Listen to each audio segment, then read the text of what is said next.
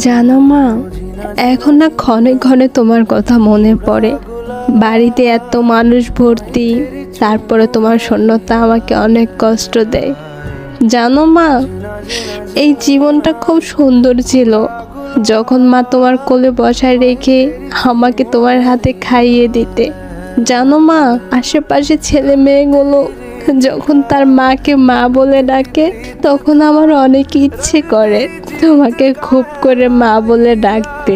জানো মা, এখন যদি সারাদিন না খেয়েও থাকি, তারপরে কেউ জিজ্ঞাসা করে না খাবার খাইছি কিনা। বা তুমি তো জানতে আমি তোমাকে না দেখে এক মিনিটও থাকতে পারি না। আর এখন বছরের পর বছর আমি তোমাকে ছাড়া কিভাবে থাকবো।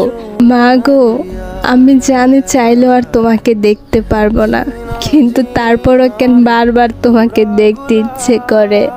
বড্ড বেশি ভালোবাসি মা আমি তোমাকে। আই রিয়েলি মিস ইউ মা।